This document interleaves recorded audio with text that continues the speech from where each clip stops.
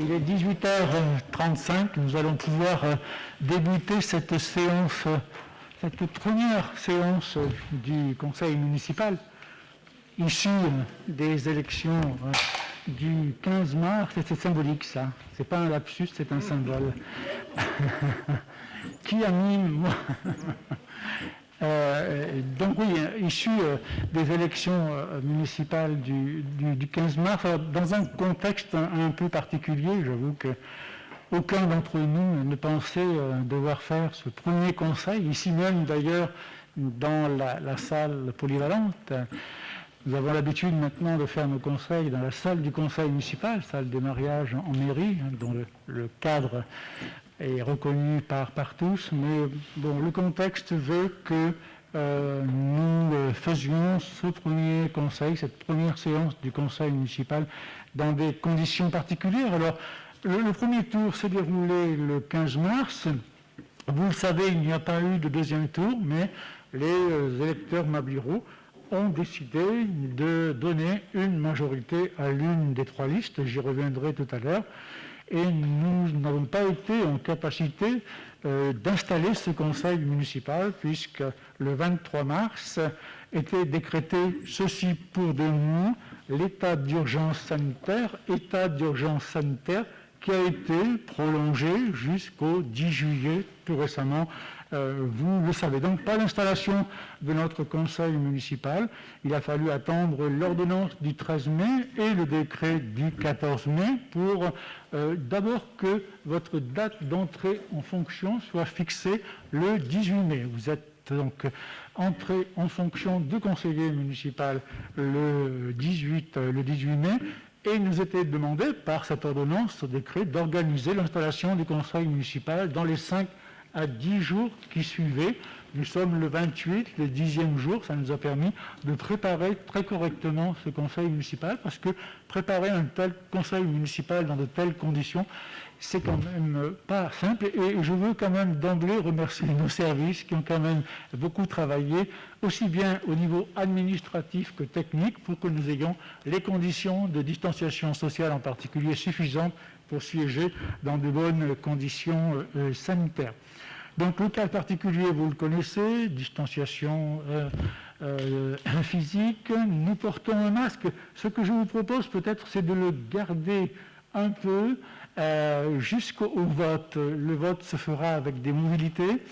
Les mobilités, vous le savez, sont quand même des rapprochements physiques qu'il vaut mieux prévenir par le port du masque.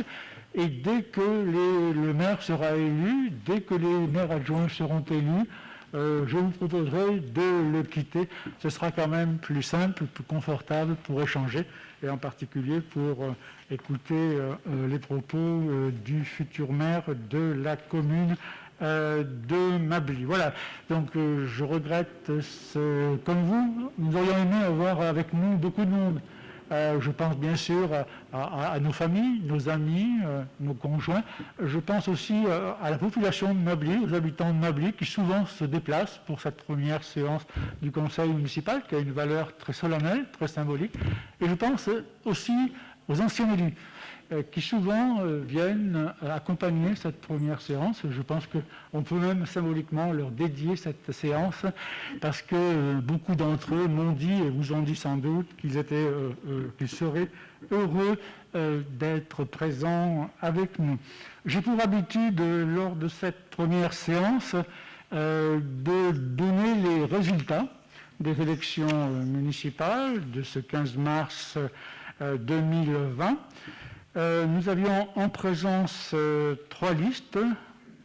Une liste dénommée « Un nouvel avenir pour Mably », une liste « Construisons ensemble le Mably de demain » et une liste « Bien vivre à Mably ». Sur 5398 inscrits, se sont déplacés 1820 personnes, le tiers exact, 33%.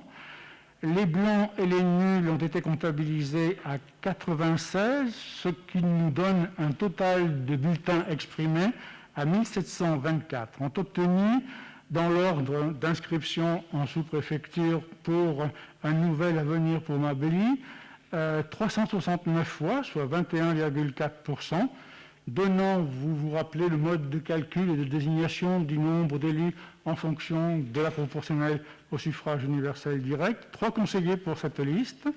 La liste Construisons ensemble le Mably de demain a obtenu 1089 voix, soit 63,17%, donnant ainsi à cette liste une majorité, bien sûr, avec 24 conseillers, mais aussi 5 conseillers communautaires, puisque vous le savez, nous étions amenés, les habitants de la commune étaient amenés à élire leurs conseillers municipaux, mais à élire aussi leurs conseillers communautaires, et à la proportionnelle, les 5 conseillers communautaires dont dispose Mably à l'agglomération, à Rouennais-l'agglomération, ont été donnés à la liste Construisons ensemble le Mably de demain. Et puis, troisième liste, Bien vivre à Mably, a obtenu 266 voix, soit 15,43% des suffrages exprimés.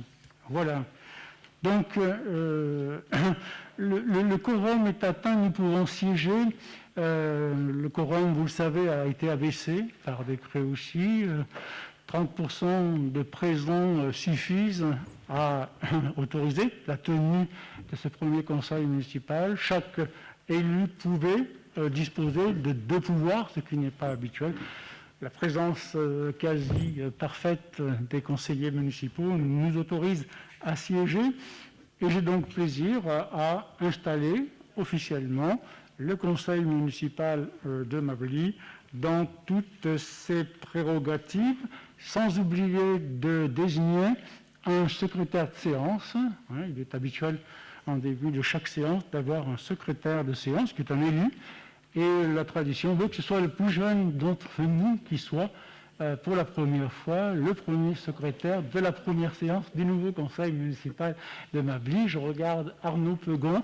Si le conseil municipal en est d'accord, et si Arnaud Pegon en est d'accord, nous le désignons à l'unanimité secrétaire, j'allais dire premier secrétaire, mais ça a une autre connotation plus politique, et ce n'est pas le lieu d'en parler, quoique. Donc Arnaud Pegon est secrétaire de section, oh là là, quel lapsus ça aussi, et le premier secrétaire de cette première séance du conseil municipal. Alors, il nous faut procéder, après avoir demandé votre accord pour que cette séance se tienne à huis clos. Je pense qu'il n'y a pas de difficulté particulière. Vous savez que je suis autorisé, le maire ou 3 conseillers sont autorisés à demander au conseil municipal de siéger à huis clos.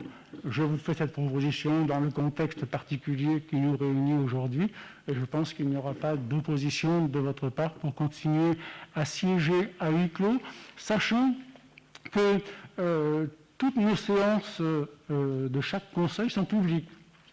Tout public peut assister à une séance du conseil municipal sans pour autant pouvoir intervenir, et que, exceptionnellement, ce soir, il n'y aura pas donc de public, et que la transmission des débats se fera donc par l'intermédiaire des technologies modernes, puisque nous avons avec nous la capacité d'enregistrer, grâce à la société Oz Media, l'ensemble de la séance de ce soir, et cette séance sera disponible sur le blog de notre commune, ceci vraisemblablement à partir du 1er juin.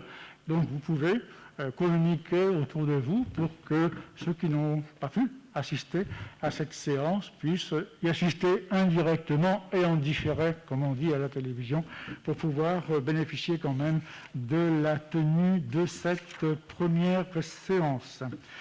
Nous avons un point particulier qui est l'installation des nouveaux élus suite à des missions. Alors, c'est un point un peu désagréable, j'en dirai rapidement 2 mots.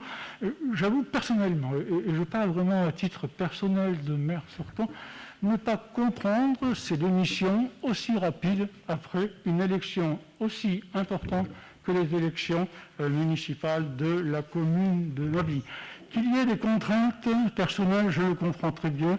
les élus présents, les anciens élus, les ont connus et les ont pratiqués, mais il me semble que quand on se présente à une élection, on anticipe sur tous les inconvénients d'une élection et on est en capacité d'en assurer la responsabilité, parce que je crois que derrière cette responsabilité, il y a une confiance qui s'exprime de la part des habitants de la commune, que cette confiance donne une responsabilité, donne une légitimité, et que responsabilité et légitimité, c'est quand même le fonctionnement démocratique de nos collectivités territoriales.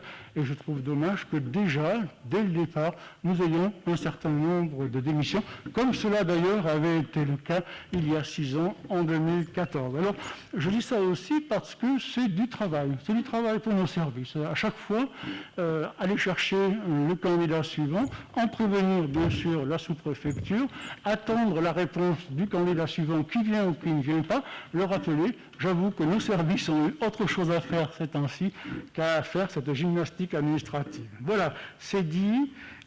J'espère que, ma foi, les candidats présents accepteront de siéger pour satisfaire à leur légitimité et à leur responsabilité. Alors, pour cela, pour la liste nouvelle à venir pour Mably, nous avons eu en premier lieu la démission de Mme Chantal Fortier, qui a été remplacée par Charlotte Vieilly. Je crois que Charlotte Vieilly, je parle sous votre contrôle, est là et siège. Donc Charlotte Vieilly est installée. Jean-Pierre Barbier donc, a donné sa démission. Le suivant, Raoul Ginet, a été contacté et n'a pas souhaité siéger. Et nous avons contacté donc Marie-Laure Renaud, qui est là et qui siégera. Donc la liste est représentée par M. Lacote, par Mme Vieilly et par Mme Renaud. Nous sommes d'accord? Vous êtes installés.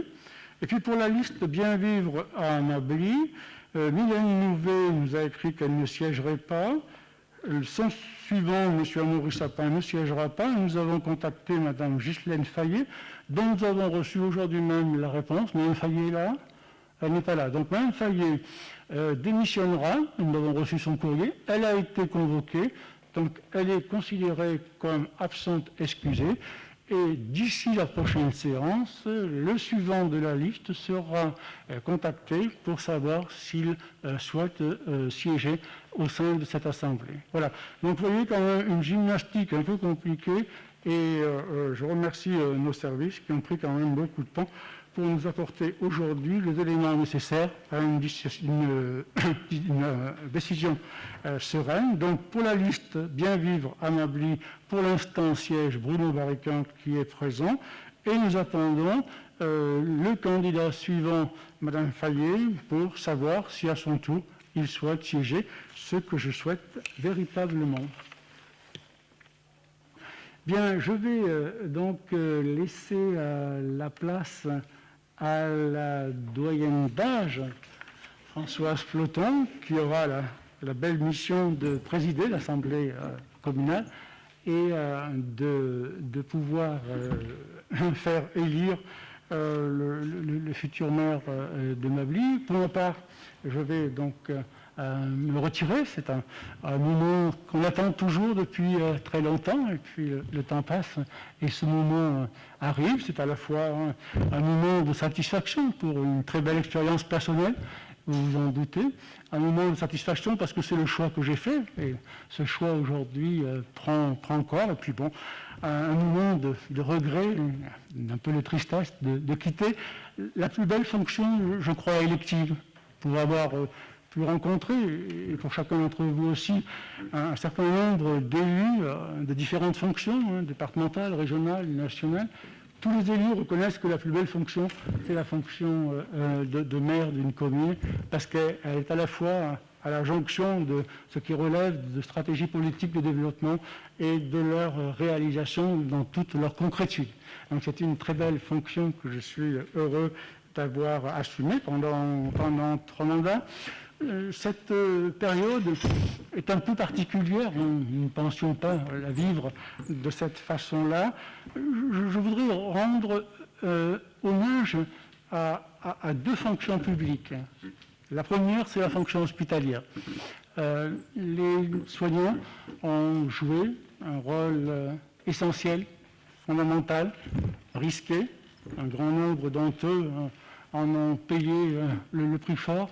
Donc, je voudrais avoir personnellement, et puis en votre nom, une pensée chaleureuse pour tout le travail qui a été celui d'accueillir et de soigner, et dans des conditions extrêmement difficiles. Je crois aujourd'hui que les soignants, médecins, infirmières, soignants, brancardiers, acceptent les applaudissements de 20 heures, accepteront peut-être une médaille, mais ce qu'ils demandent quand même, surtout aujourd'hui, c'est d'avoir une reconnaissance salariale.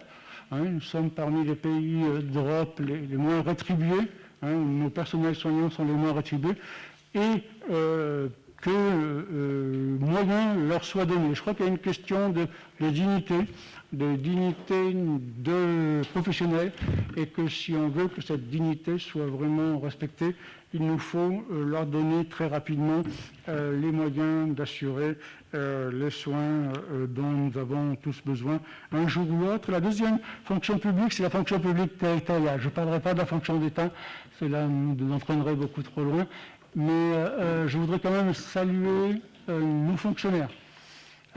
C'est dans ces situations qu'on a pu se rendre compte, nous le savions, mais c'est bien de pouvoir de temps en temps le vivre et le vérifier plus intensément. Nous avons été capables, grâce à nos fonctionnaires, de répondre très rapidement et je crois de façon qualitative à la demande des habitants de notre commune dans des conditions satisfaisantes. Je dis souvent que ces 2 mois de confinement n'ont pas été 2 mois de vacances pour nos fonctionnaires. Ils ont été présents, très présents, ont passé beaucoup de temps, ont accepté de modifier de façon très importante leur mode de travail. Et je crois qu'il faut peut-être que nous, les élus, autour de nous, quand on parle des fonctionnaires, parfois avec un peu de dédain, nous soyons en capacité de rappeler quand même que la fonction publique territoriale a permis de maintenir sans doute une cohésion sociale et de répondre malgré tout à la demande de nos concitoyens. Cette période va entraîner des conséquences importantes. On ne va pas en débattre aujourd'hui, peut-être plus tard, on aura l'occasion de se revoir pour en discuter. Je crois qu'il faudra rapidement réfléchir sur la dimension économique. L'économie, tout le monde est d'accord, mais tout le monde ne met pas la même chose. Qu'est-ce que c'est qu'aujourd'hui le développement économique? Que sera demain le développement économique? Dans quelles conditions? Dans quel rapport avec la production, l'environnement, la répartition des richesses? Je crois qu'autour de cette dimension économique de la vie collective, il y a un vrai enjeu politique. J'y rajouterai 3 urgences, très rapidement. La première, pour moi, elle est sociale. Il y a aujourd'hui une véritable urgence sociale. Je rappelle très souvent qu'il y a près de 10 millions de personnes en France sous le seuil de pauvreté. Et que les 2 mois de confinement, le chômage, la perte d'emploi, la disparition de certaines petites entreprises va encore dégrader sans doute cette situation sociale et qu'il faut y apporter des éléments de réponse stables et durables. Les aides qui ont été apportées sont indispensables, les aides intéressantes ont parfois été apportées, mais elles ne suffiront pas. Et je crois que des réflexions comme le revenu universel, par exemple, sont des questions qui valent la peine politiquement aujourd'hui d'être portées par certains courants politiques. Celui auquel j'appartiens s'en fera sans doute le chantre dans les années qui viennent. La deuxième urgence, elle est sanitaire. Sanitaire au niveau de la santé, l'accès aux droits et à la santé, lié à la pauvreté, à la précarité, mais aussi, je crois, à tout ce qui est rapport étroit entre santé et environnement, santé et social, santé et solidarité. Je crois qu'autour de cette thématique sanitaire, la santé devient une priorité. Puis la troisième, elle est bien sûr environnementale, avec toutes ces grandes questions sur lesquelles il y aura des éléments de réponse à apporter. Le climat, la biodiversité, les différents équilibres vitaux mériteront, je crois. Et je dis ça parce que santé, sociale, économie et environnementale, c'est ce qui va alimenter, je crois, le travail de toutes les collectivités, quelles que soient ces collectivités, que ce soit l'État, que ce soit les régions, que ce soit les départements, que ce soit les communes. Le projet que vous portez, qui est un très beau projet, relève et relèvera maintenant de ces 4 urgences. Et je crois qu'il y a beaucoup de travail autour de ces thématiques. Je n'oublierai pas l'intercommunalité nécessaire, indispensable, intelligente, qui devrait permettre de donner plus de moyens aux collectivités.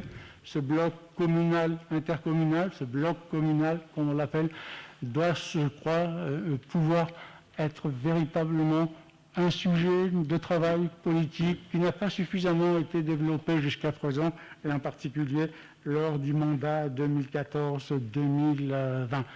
Voilà, je m'arrêterai là, mais je vous souhaite donc un bon travail.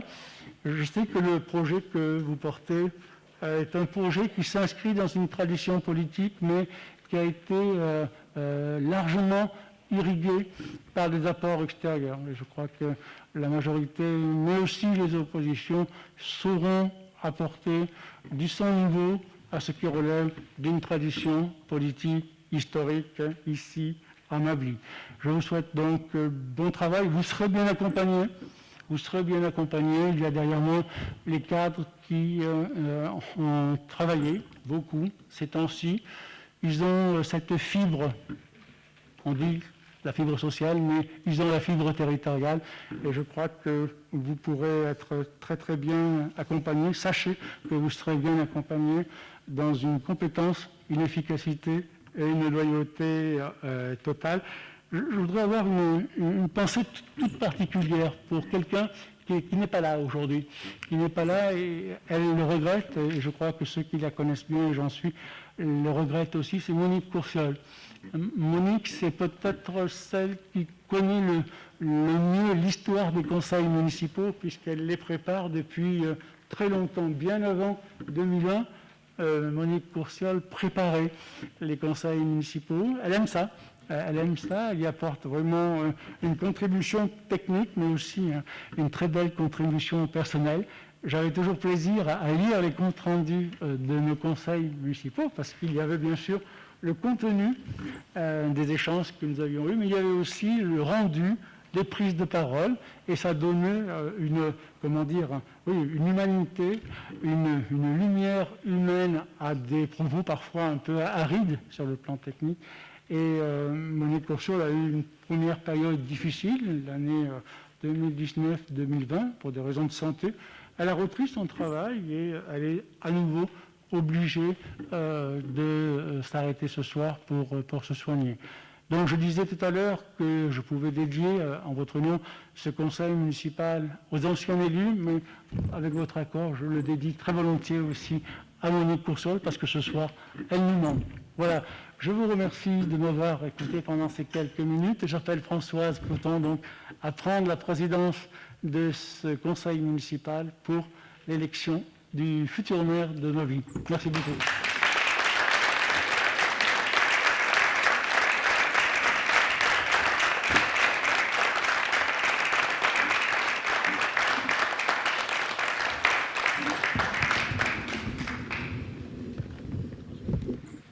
Je vais commencer par faire l'appel. Alors, je vais vous appeler les uns après les autres. Je donnerai les pouvoirs. Donc, il y a Éric Perron, Serge Prala, Ambre Vigogne, Robert Godot. Alors, Itidal, elle n'est pas là. Jackie Geneste, Valérie Bernard, Karim Bentayeb, Martine Barroso, Anne Pilato, Arnaud Pegon, Françoise, bon c'est moi, Daouda Diallo, Marie-Thérèse Dia, Xavier Villard, Patricia Seco, Habib Shelby, Nassera Matouli. Alors Serge Lavignotte a donné son pouvoir à Robert Godot. Marlène Saunier, Patrick Gaillard, Marie-France Dayer, Maurice Dion, Nathalie Forestier, Clément Lacôte, Charlotte Vieilly, Marie-Laure Renaud, Bruno Barrican et Ghislaine Fayet. On m'a marqué « excusez ». Voilà. Alors, avant de procéder à l'élection du maire, je vais vous lire 3 articles. Les articles suivants, le L 2122-4. Le conseil municipal élit le maire et les adjoints parmi ses membres au scrutin secret. Nul ne peut être élu maire s'il n'est âgé de 18 ans révolus. Les fonctions de maire sont incompatibles avec l'exercice d'une des fonctions électives suivantes. Président d'un conseil régional, président d'un conseil départemental. Les fonctions de maire sont également incompatibles avec celles de membre de la Commission européenne, membre du directoire de la Banque centrale européenne ou membre du Conseil de la politique monétaire de la Banque de France.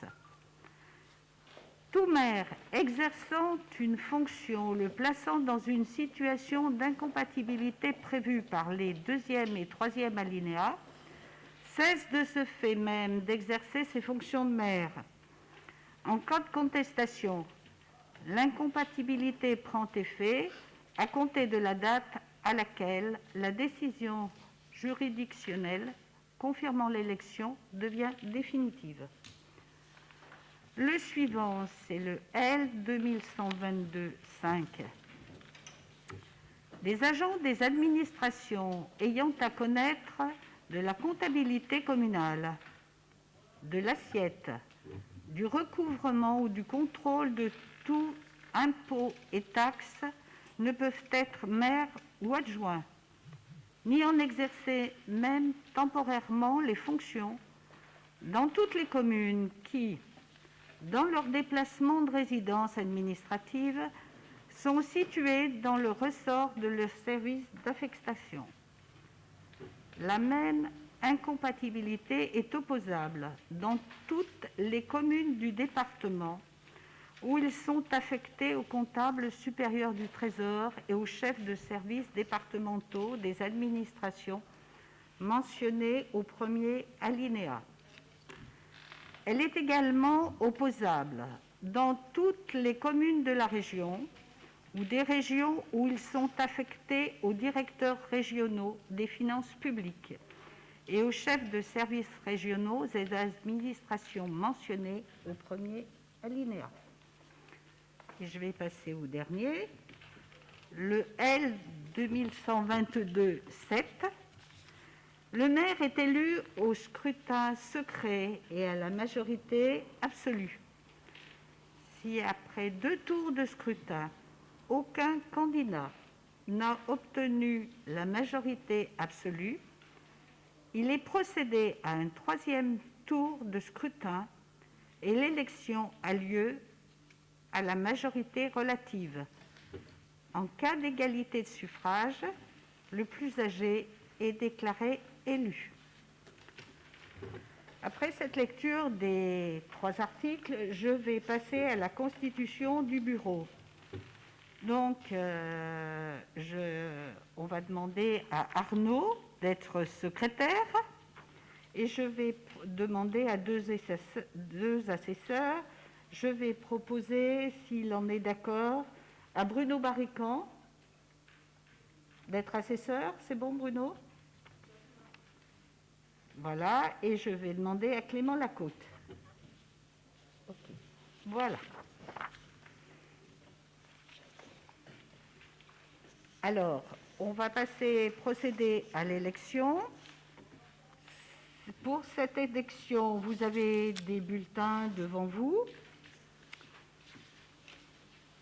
Donc, je rappelle que chaque bulletin ne doit comporter aucun signe de reconnaissance. Voilà, ça, il ne sera pas bon. On peut peut-être commencer, on va élire le maire. Et on va demander à Arnaud, qui est là-bas, on va lui demander un petit travail. Il va se déplacer avec l'urne et je vais vous laisser un petit temps pour mettre votre bulletin dans l'enveloppe. pour élire votre maire.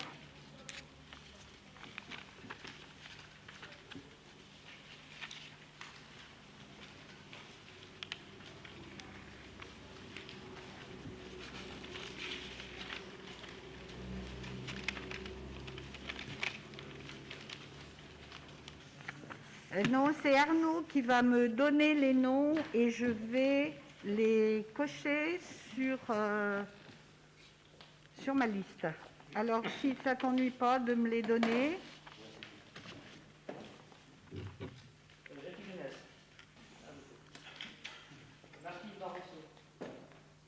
D'accord.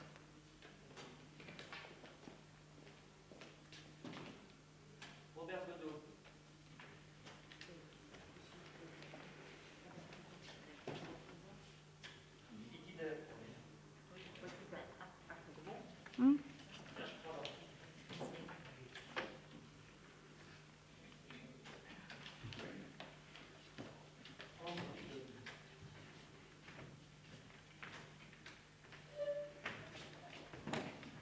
Éric Perron. Mais c'est bon.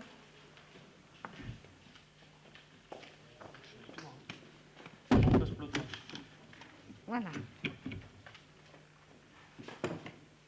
Adib Chedbi.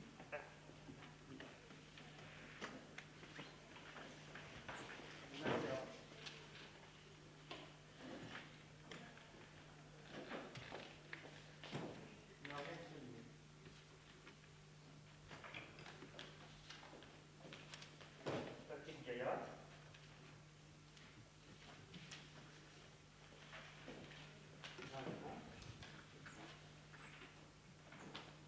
Maurice. Nathalie.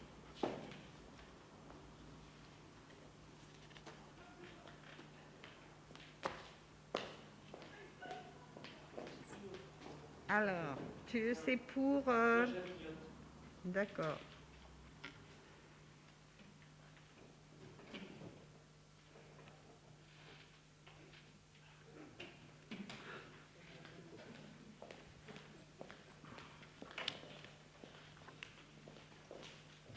Clément Lacoste.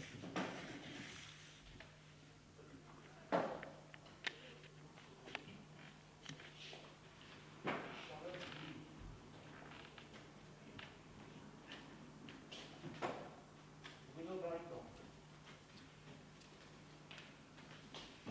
Marie-Laure Renaud.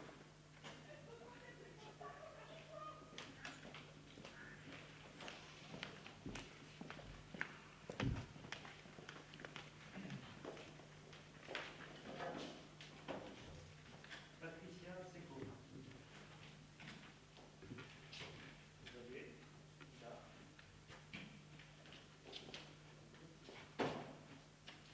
Marie-Thérèse.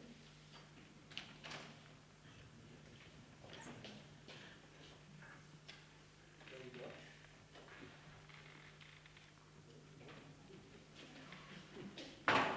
Alors, Arnaud.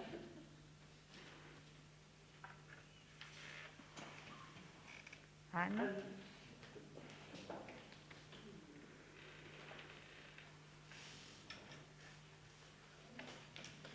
Karine. Et Valérie. Valérie.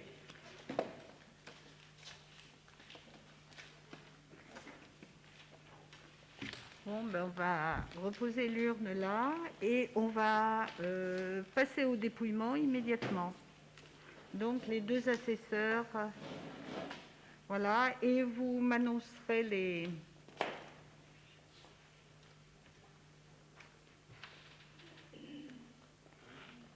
Alors, vous avez des gants et vous avez le gel.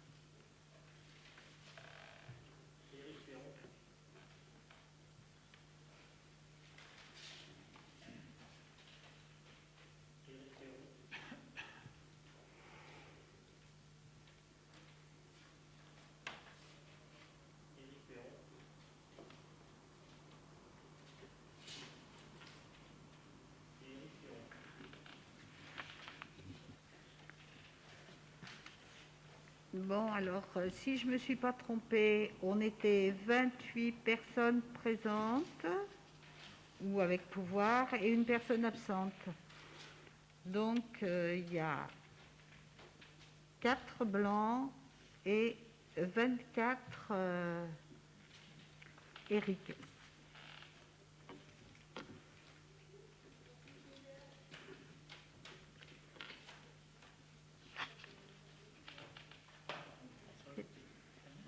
Alors maintenant, je vais annoncer le nom du maire. C'est Éric Perron.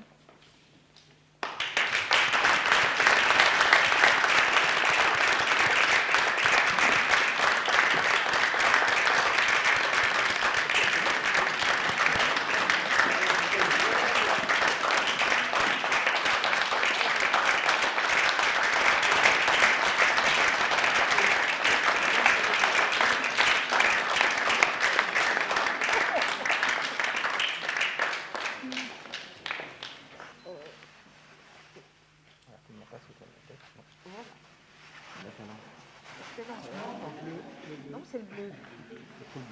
Oui, c'est pas le bleu. Ah, mais non, mais moi, je ne sais pas habiller les hommes. Hein. Il faut le bleu, là. Eh bien oui, Voilà, c'est bon. voilà. Ça y est, on est bon. On est bon. Donc, maintenant que nous avons voté, je crois qu'on peut peut-être retirer les masques avant le prochain vote. Bien, merci Françoise de m'avoir mis cette écharpe facilement. Donc, merci à tous. Merci à tous pour la confiance que vous m'accordez. C'est un honneur pour moi que de succéder à Jean-Jacques Ladet, mais aussi à Daniel Rimaud, à Paul Desroches, que certains d'entre vous ont côtoyé, 3 maires avec lesquels j'ai eu le plaisir de travailler au sein du conseil municipal. Depuis 1989, je rappelle l'antériorité de mon engagement municipal. Jean-Jacques, tu te retires aujourd'hui de la mairie après 25 années. 25 années, dont 19 en tant que maire. Maire au service de Mably, une ville que tu as adoptée de tout cœur. 19 années durant lesquelles on ne pouvait être qu'admiratif face à ton travail, ton charisme, ton empathie, ton engagement politique, tes prises de parole lors des commémorations, riches, mais parfois interminables.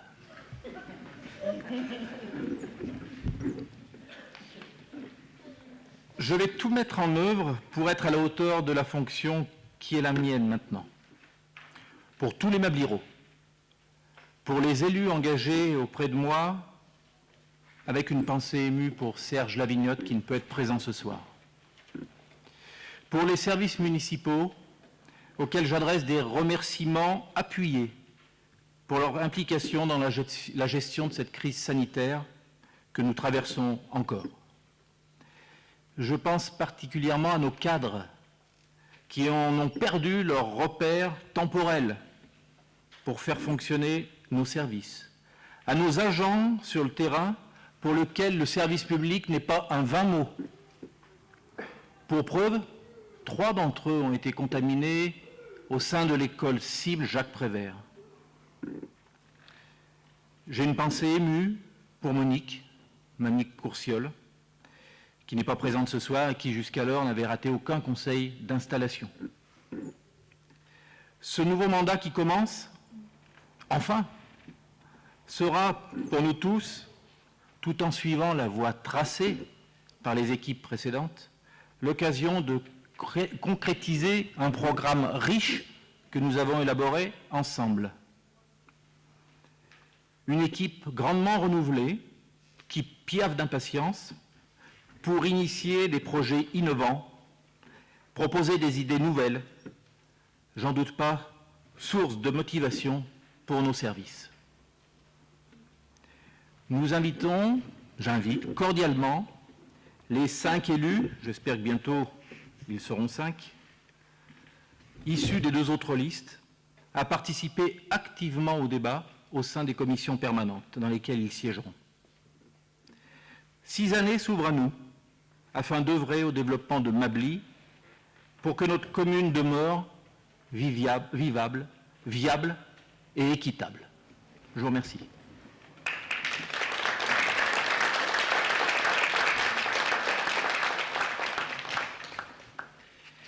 Bien, vous avez tous reçu la note explicative du conseil municipal d'aujourd'hui. Suite à l'élection du maire, le deuxième point concerne la détermination du nombre d'adjoints. Vous avez une note explicative très riche, très complète, je vais en faire une synthèse. Conformément à l'article du Code général des collectivités territoriales, le conseil municipal détermine le nombre d'adjoints, au sein, bien sûr, de ses membres, sans que ce nombre puisse excéder 30% de l'effectif légal du conseil municipal. Le nombre des membres du conseil municipal pour une commune comme la nôtre est constitué de 29 membres. Donc, pour ne pas dépasser 30%, il est proposé d'aller jusqu'au nombre maximum auquel nous pouvons nommer des adjoints. Il est proposé de fixer à 8 le nombre d'adjoints au maire. Y a-t-il des oppositions à ce nombre d'adjoints? Des abstentions? Je vous remercie. Donc nous aurons au sein du conseil municipal 8 adjoints. Maintenant, nous devons procéder à l'élection de ces adjoints. Les adjoints sont élus dans notre strate de population au scrutin de liste à la majorité absolue sans panachage, ni vote préférentiel. La liste est composée alternativement d'un candidat de chaque sexe. Alors, vous avez devant vous une liste qui est proposée, mais j'invite à une suspension de séance de 5 minutes pour laisser éventuellement le temps à un dépôt d'autres listes. Je ne sais pas si vous avez d'autres listes à déposer de votre côté non plus. Donc on va procéder au vote de la même façon que précédemment, avec la même composition du bureau. Arnaud Pegon va revenir faire le tour avec l'urne et Bruno Barrican et Clément Lacotte seront assesseurs. C'est reparti. Allez. Jackie Jeunesse.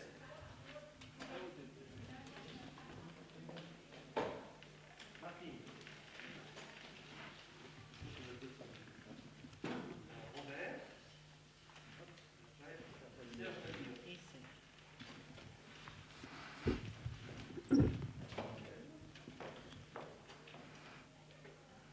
Serge Pollard. Anne.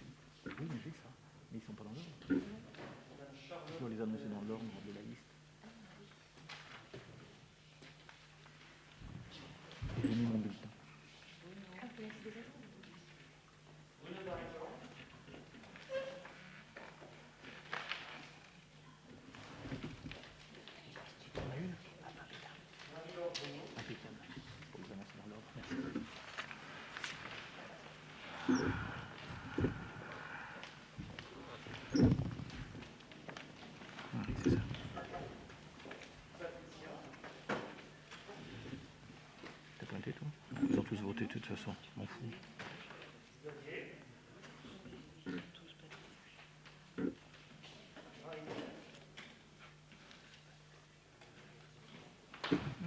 C'était ça, moi.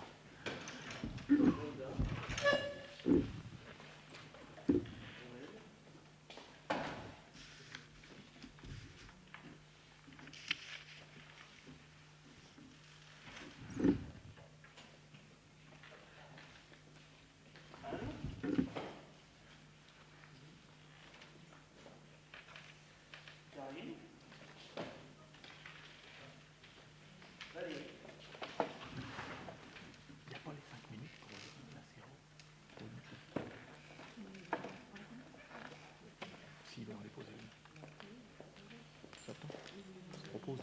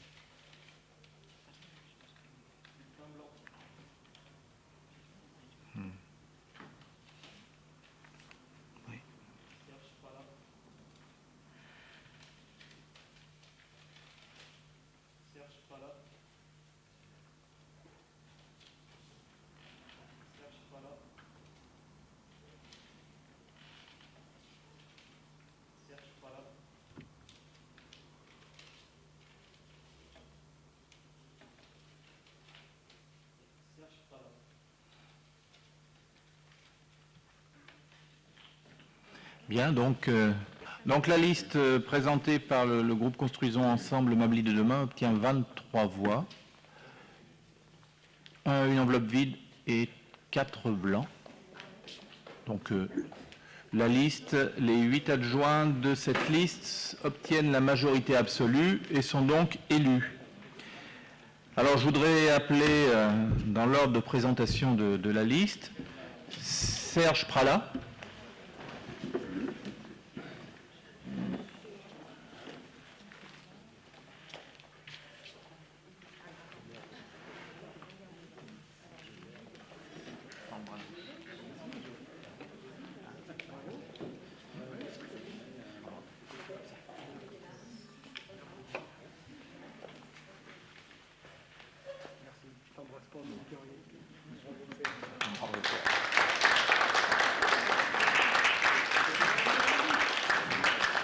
Ambre d'Igogne.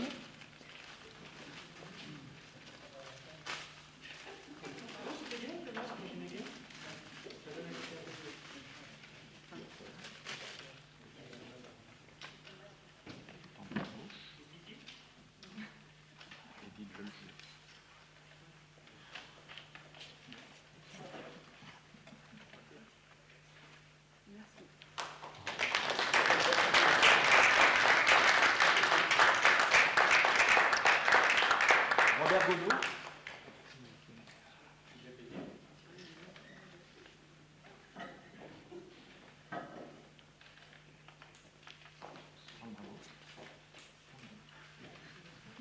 Faut que je réfléchisse, attends, bras gauche, mais je sais plus. Merci, monsieur. Je le meilleur. Etiben.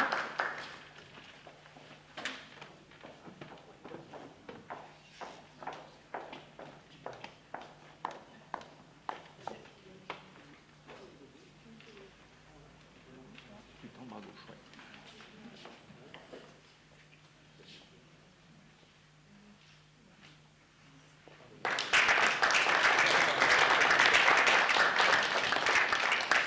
Jackie Jeunesse.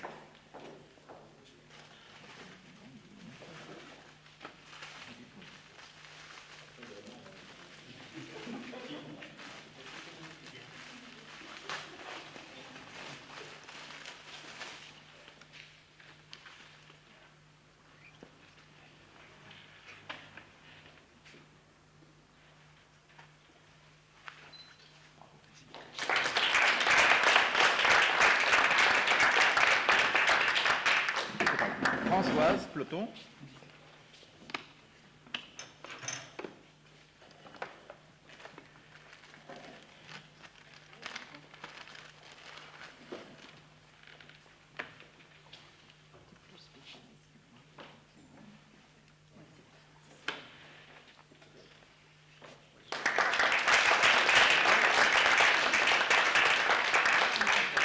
Karim Bentayeb.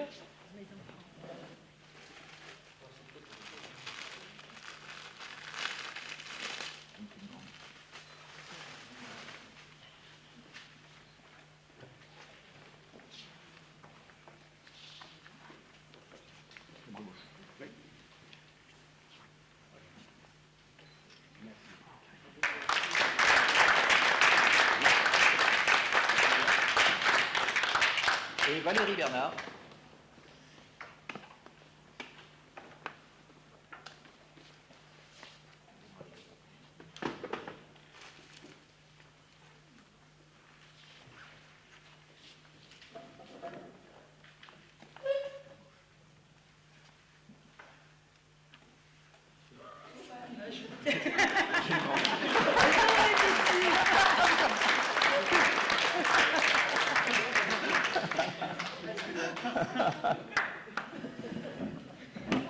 Bien, désolé pour la taille, Valérie.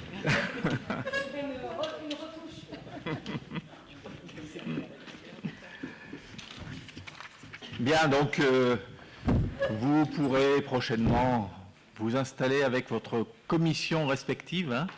Nous inviterons, déjà Clément Lacotte nous a fait passer les noms de membres de sa liste qui vont siéger dans certaines commissions. Il faudra que Bruno Barrican détermine aussi dans quelle commission les membres de sa liste participent. Je dois maintenant vous donner lecture de la charte de l'élu local. Ça date... comment ? Ah, pardon. Oui, on va faire les PV d'installation des adjoints. Est-ce qu'il y a des observations sur le résultat de ce vote et l'installation donc des 8 adjoints ? Bien, alors passons au point 4, donc la lecture de la charte de l'élu qui date de 2015. C'est le premier mandat pour lequel cette charte a été mise en place pour faciliter l'exercice des élus locaux au cours de leur mandat. Alors, je vais vous en faire lecture. Vous l'avez tous eu, je pense. L'élu local exerce ses fonctions avec impartialité, diligence, dignité, probité et intégrité. Dans l'exercice de son mandat, l'élu local poursuit le seul intérêt général, à l'exclusion de tout intérêt qui lui soit personnel, directement ou indirectement, ou tout autre intérêt particulier. L'élu local veille à prévenir ou à faire cesser immédiatement tout conflit d'intérêts. Lorsque ses intérêts personnels sont en cause dans les affaires soumises à l'organe délibérant dont il est membre, l'élu local s'engage à les faire connaître avant le débat et le vote. L'élu local s'engage à ne pas utiliser les ressources et les moyens mis à sa disposition pour l'exercice de son mandat ou de ses fonctions à d'autres fins. Dans l'exercice de ses fonctions, l'élu local s'abstient de prendre des mesures lui accordant un avantage personnel ou professionnel futur après la cessation de son mandat et de ses fonctions. L'élu local participe avec assiduité aux réunions de l'organe délibérant et des instances au sein desquelles il a été désigné.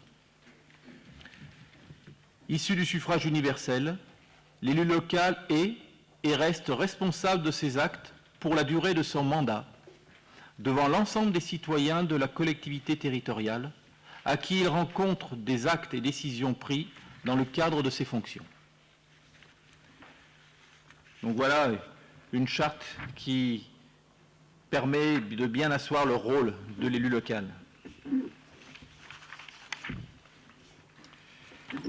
Alors, le point suivant, je vais donner la parole au premier adjoint, Serge Prala, qui concerne, il va vous présenter le rapport des décisions municipales qui ont été prises par le maire depuis la dernière séance du conseil municipal qui avait eu lieu le 6 mars 2020, en vertu du code du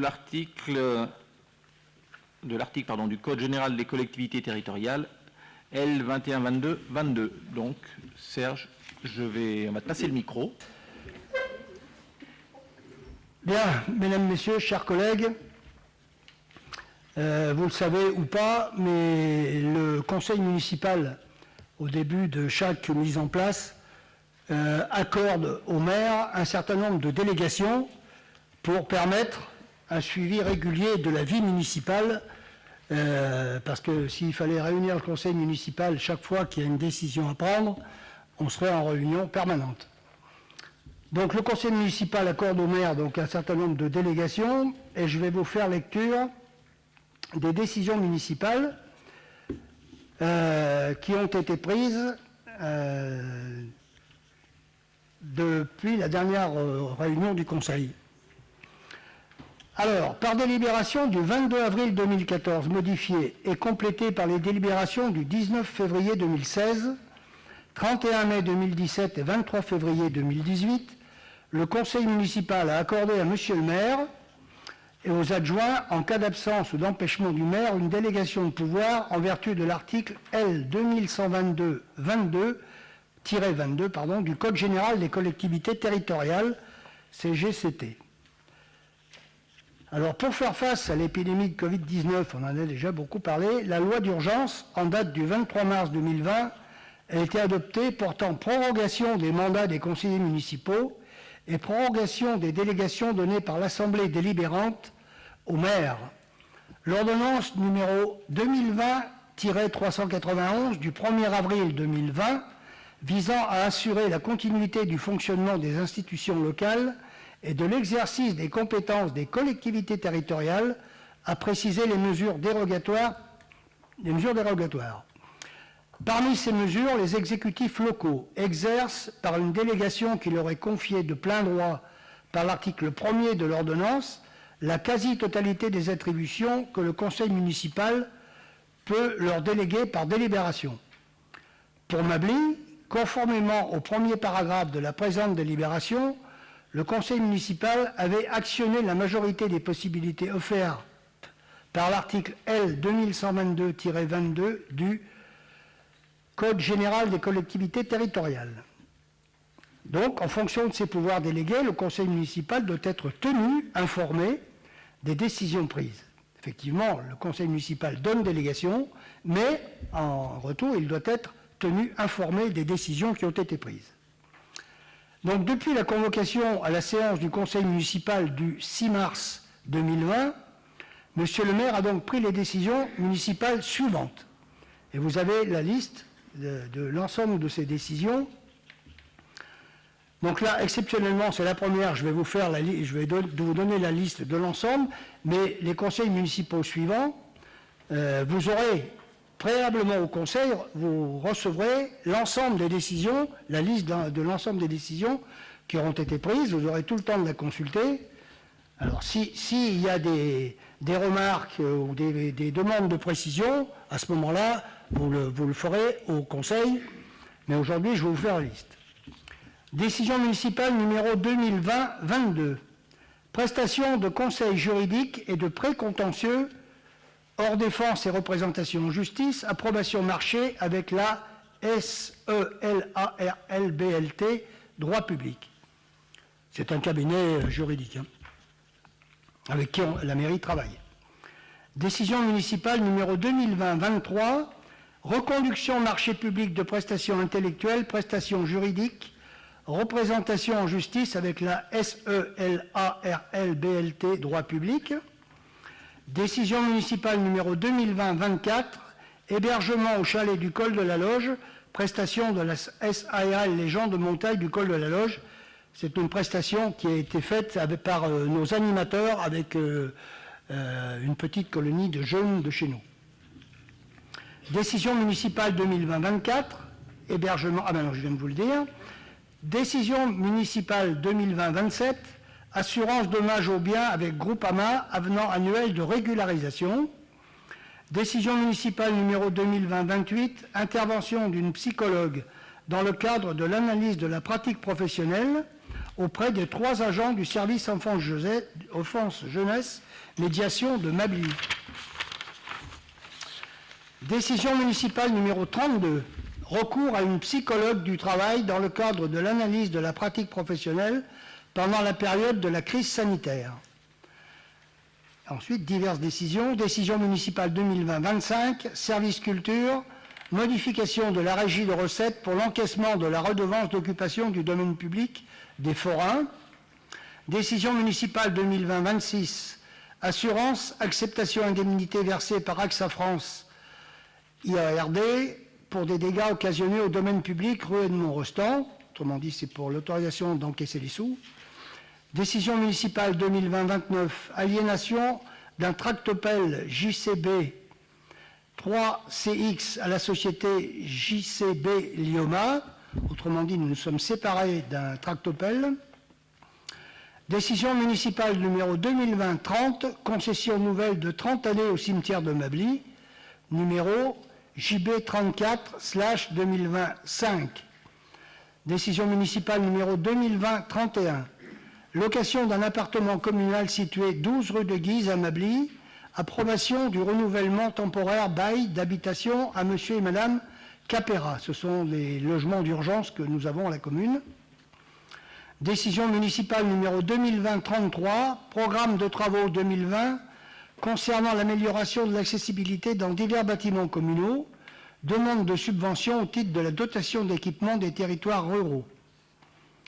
Décision municipale numéro 2020-34, travaux de rénovation de bâtiments scolaires, demande de subvention au titre de la dotation d'équipement des territoires ruraux. Décision municipale numéro 2020-35, travaux de réfection du terrain de basket extérieur du gymnase du Bourg, c'est le terrain qui est juste à côté là, demande de subvention au titre de la dotation d'équipement des territoires ruraux.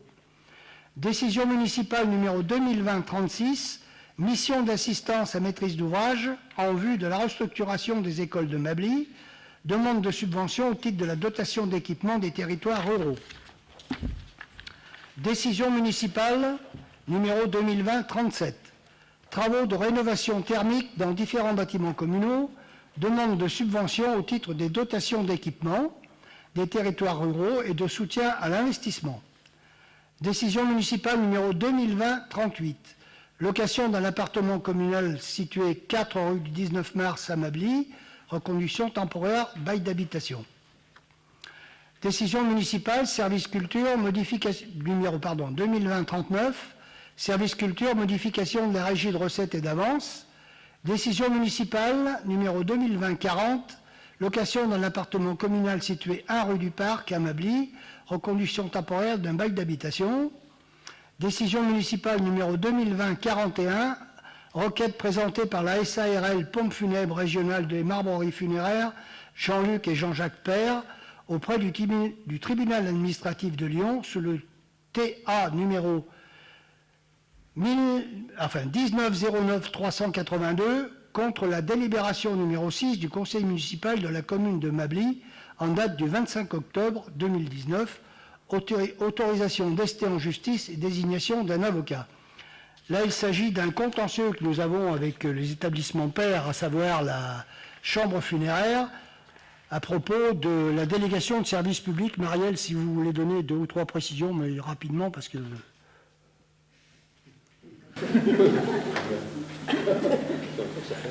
m'entendez? Oui, En synthèse, en 2017, nous avons eu un contrôle de la Chambre régionale des comptes qui a porté sur les exercices 2011 à 2017. À l'occasion de ce contrôle, il y avait une thématique sur le funéraire, en fait, puisqu'on a une particularité historique et locale avec la proximité des 2 crématoriums, en fait. Et à cette occasion-là, la Chambre régionale des comptes a regardé d'un petit peu plus près notre équipement funéraire entre le crématorium d'un côté qui donne déjà lieu à une délégation de service public et la chambre funéraire, ou le funérarium, et qui donne aussi lieu à une délégation de service public, mais qui n'avait pas été initialement en 1998 formalisée en tant que tel. Donc nous avons décidé de proroger unilatéralement. On va faire en synthèse. Enfin bon, en synthèse, donc la convention actuelle d'exploitation et gestion du funérarium a été prorogée d'une année, donc elle expire le 26 décembre de cette année. Et nous sommes en train de relancer une procédure de consultation de la DSP et le lancement se fera le 2 juin prochain. Et c'est vrai qu'effectivement, la société Terre conteste cette qualification de DSP et nous a amené devant le tribunal administratif. c'est ça. Il y a une différence de lecture, en fait, sur ce qu'on pense, nous, de la DSP, et eux, la façon dont ils voient le contrat qu'on a avec eux. Voilà, chers collègues, la lecture des décisions municipales. Oui, mais je ne sais pas, il y a une précision, non, c'est bon? Allons-y alors.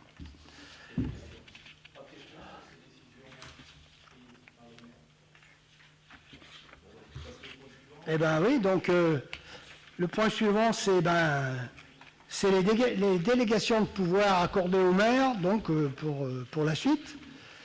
Donc une petite page de lecture. Donc, délégation de pouvoir accordée au maire et aux adjoints en cas d'absence ou d'empêchement du maire en vertu de l'article L 2122-22 du Code général des collectivités territoriales, mandat 2020-2026. Donc ce que je vous disais tout à l'heure, là nous allons délibérer pour le mandat 2020-2026, alors que ce que je viens de vous lire, c'était le mandat précédent. Pour une meilleure efficacité dans la gestion des affaires courantes, le législateur offre la possibilité au conseil municipal de déléguer certaines de ses attributions au maire. Ces délégations sont organisées par le Code général des collectivités territoriales en ses articles L 2122-22, L 2122-23 et R 2122-7-1. Dès lors, elles ont pour effet de dessaisir le conseil municipal au profit du maire en portant un transfert juridique des compétences. Le conseil municipal ne peut déléguer ni l'ensemble de ses attributions, ni n'importe laquelle d'entre elles. Article L 2122-22, modifié par la loi de 2018-1021 du 23 novembre 2018, article 6, modifié par la loi numéro 2018-1021 du 23 novembre 2018, article 9. Alors, voilà la lecture. Le maire peut, en outre, par délégation du conseil municipal, être chargé en tout ou partie, et pour la durée de son mandat, premièrement, d'arrêter et modifier l'affectation des propriétés communales utilisées par les services publics municipaux et de procéder à tous les actes de délimitation des propriétés communales. Deuxièmement, de fixer dans les limites déterminées par le conseil municipal, les tarifs des droits de voirie, de stationnement, de dépôt temporaire sur les voies et autres lieux publics. Ça, c'est toutes les possibilités. Oui. Vous pouvez aller directement au tableau. Certaines de ces possibilités sont activées, d'autres ne le seront pas. Oui. Bon, c'était pour faire la différence, mais ça fait rien. Oui, oui, je sais bien, oui. C'est bon. Si tu veux. Allons-y. Ça sera plus court. Enfin, plus court. Ça sera plus court, pas vraiment. Alors, après examen des différentes possibilités offertes par le législateur et dans un souci de faciliter la gestion communale, il est proposé d'activer les propositions suivantes assorties de... Alors, proposition. Premièrement, d'arrêter et modifier l'affectation des propriétés communales, je viens de vous le dire, utilisées par les services publics municipaux et de procéder à tous les actes de délimitation des propriétés communales. Donc ça, on vous propose de l'activer. La deuxième, donc vous avez la liste, vous avez tous la liste. La deuxième, on propose de ne pas l'activer et de laisser cette prérogative au conseil municipal.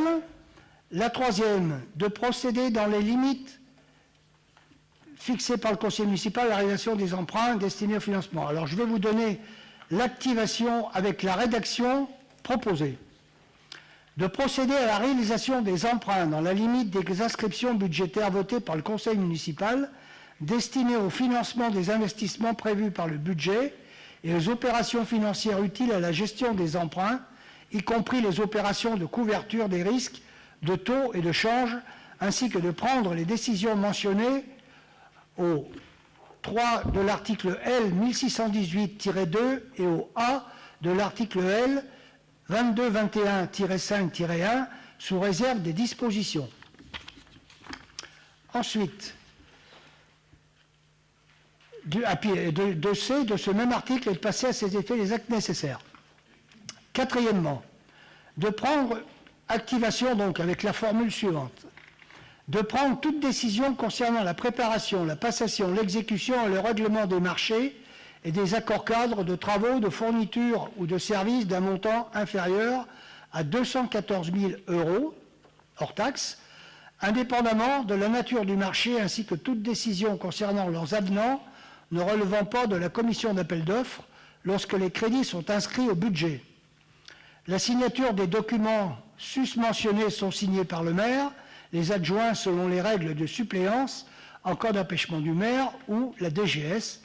La DGS reçoit délégation de signature en matière de marché public conformément à l'article L 2122-19 du GCGCT.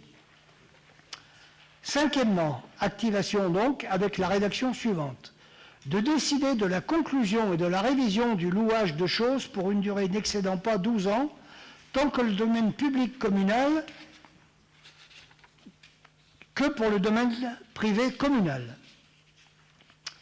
Sixièmement, de passer les contrats d'assurance ainsi que d'accepter les indemnités de sinistres y afférentes. Septièmement, de créer, modifier ou supprimer les règles comptables nécessaires au fonctionnement des services municipaux. Huitièmement, de prononcer la délivrance et la reprise des concessions dans les cimetières. Neuvièmement, d'accepter les dons et legs qui ne sont pas grevés ni conditions de charge, ni de charge. Dixièmement, de décider l'aliénation de gré à gré de biens mobiliers jusqu'à 4 600 €. Onzièmement, de fixer les rémunérations et de régler les frais et honoraires des avocats, notaires, huissiers de justice et experts. De fixer dans les limites de l'estimation des services fiscaux, les domaines notamment, le montant des offres de la commune à notifier aux expropriés et de répondre à leurs demandes. Le 13e, on propose de ne pas l'activer et de laisser cette prérogative au conseil municipal. Il s'agit de décider de la création de classes dans les établissements d'enseignement. 14e, de fixer les reprises d'alignement en application des documents d'urbanisme. 15e, activer donc avec la rédaction suivante, d'exercer au nom de la commune les droits de préemption définis par le Code de l'urbanisme, que la commune en soit titulaire ou délégataire, de déléguer l'exercice de ces droits à l'occasion de l'aliénation d'un bien selon les dispositions prévues à l'article L. 211-2 ou au premier alinéa de l'article L. 213-3 de ce même code, dans les limites du budget de l'exercice en cours. 16e, activation avec la rédaction suivante. D'intenter au nom de la commune les actions en justice, la délégation pourra s'exercer pour intenter au nom de la commune toutes les actions en justice devant les juridictions administratives et judiciaires, civiles et pénales, en demande comme en défense, en première instance comme en appel et en cassation, et le maire et ses adjoints pourront exercer toutes les voies de recours utiles. Sur le plan pénal, le maire et les adjoints seront autorisés à représenter la ville de Mably pour se constituer partie civile devant tout juge d'instruction, devant toute juridiction, en appel comme en cassation, et pourront exercer toutes les voies de recours utiles et de transiger avec les tiers dans la limite de 1 000 € pour les communes de moins de 50 000 habitants, ce qui est notre cas. 17e, activation avec la rédaction suivante. De régler les conséquences dommageables des accidents dans lesquels sont impliqués des véhicules municipaux dans la limite des franchises contractuelles prévues dans le marché d'assurance. 18e, activation avec la rédaction suivante. De donner, en application de l'article L. 324-1 du Code de l'urbanisme, l'avis de la commune préalablement aux opérations menées par un établissement public foncier local. 19e, activation avec la rédaction suivante. De signer la convention prévue par le 4e alinéa de l'article L. 311-4 du Code de l'urbanisme précisant les conditions dans lesquelles un constructeur participe au coût d'équipement d'une zone d'aménagement concerté et de signer la convention prévue par le 3e alinéa de l'article L. 322-11-2 du même code dans sa rédaction antérieure de la loi numéro 2014-1655 du 29 décembre 2014 de finances rectificatives pour 2014, précisant les conditions dans lesquelles un propriétaire peut verser la participation pour voirie et réseau. 20e, activation avec la rédaction suivante, de réaliser les lignes de trésorerie sur la base d'un montant maximum autorisé par le conseil municipal dans la limite de 1 500 000 €. 21e, il n'y aura pas d'activation donc pour cette délégation. La 22 non plus. 23e, activation avec la rédaction suivante, de prendre les décisions mentionnées aux articles L. 523-4 et L. 523-5 du Code du patrimoine relatives à la réalisation de diagnostics d'archéologie préventive prescrits pour les opérations d'aménagement ou de travaux sur le territoire de la commune. 24e, d'autoriser au nom de la commune le renouvellement de l'adhésion aux associations dont elle est membre. Le 25e, on n'active pas. 26e, activation donc avec la rédaction suivante, de demander à tout organisme financeur l'attribution de subventions pour tout projet municipal présentant un intérêt public local. 27e, activation donc avec la rédaction suivante. De l'article L324 de Code de... Non, c'est ce que j'ai dit avant, ça. C'est la suivante, pardon. J'ai sauté la page, ça ne va pas le faire. Ah, c'est la dernière. De procéder pour le compte de la commune au dépôt des demandes d'autorisation d'urbanisme relatives aux travaux de démolition, de transformation ou d'édification des biens municipaux lorsque les crédits sont inscrits au budget ou habiliter toute personne publique ou privée à déposer de telles demandes sur les biens municipaux. La 28, non-activation. Et enfin, la dernière, d'ouvrir et d'organiser la participation du public par voie électronique prévue au 1 de l'article L. 123-19 du Code de l'environnement. Voilà, il est donc demandé au conseil municipal de bien vouloir donner au maire délégation pour la durée de son mandat pour tous les domaines d'intervention énumérés ci-dessus, conformément aux conditions précisées dans cette délégation. Autoriser que la présente délégation soit exercée par le suppléant de monsieur le maire en cas d'empêchement du maire selon les règles de suppléance par les adjoints dans l'ordre du tableau. Prendre acte que, conformément à l'article L. 2122-23 du Code général des collectivités territoriales, les décisions prises par M. le maire dans le cadre des pouvoirs qui lui sont ainsi délégués feront l'objet de toutes les mesures de publicité, notification et transmission légale et réglementaire. Prendre acte de cette délibération et à tout moment prendre acte que cette délibération, ça c'est important, est à tout moment révocable par le conseil municipal. Prendre acte que la présente délégation ne saurait excéder la durée du mandat conformément à l'article L. 2122-22 du CGCT, sauf disposition législative particulière. Prendre acte que, conformément à l'article L. 2122-23 du CGCT, M. le maire rendra compte à chaque réunion du conseil municipal de l'exercice de cette délégation. Merci pour cette lecture, Serge. Donc, nous allons mettre au vote cette délibération. Y a-t-il des voix contre? Des abstentions? Une abstention? Donc, ce qui nous fait 27 pour. Je vous remercie. Alors maintenant, nous allons fixer les indemnités de fonction du maire, des adjoints et des conseillers municipaux délégués. Les élus locaux peuvent recevoir de la part de leur collectivité une indemnité pour l'exercice effectif de leurs fonctions en compensation des suggestions et des responsabilités résultant de leurs charges publiques. Il est donc possible d'allouer des indemnités de fonction dans la limite d'une enveloppe définie, je vais vous expliquer la façon dont elle est définie, aux maires et aux adjoints. En outre, les conseillers municipaux peuvent bénéficier d'indemnités de fonction lorsqu'ils reçoivent une délégation. Donc il est demandé, je vais vous expliquer donc la définition, le montant de l'enveloppe. Le montant maximal de cette enveloppe des indemnités de fonction du maire et des adjoints est égal au total de l'indemnité maximale du maire. Alors cette indemnité maximale est définie comme étant 55% de l'indice brut terminal de la fonction publique et du produit de 22% du même indice brut terminal de la fonction publique, bien entendu multiplié par le nombre d'adjoints.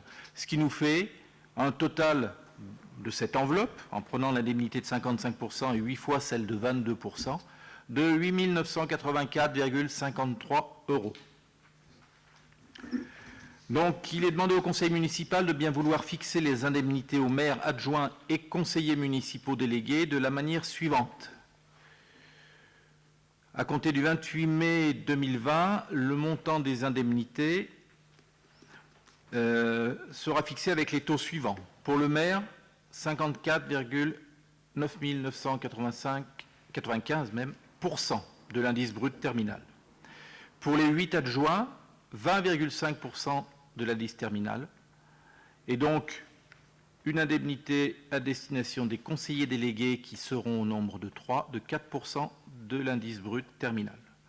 Et avec ce savant calcul au 10 millième près, nous rentrons pile dans l'enveloppe de 8 984,53 €.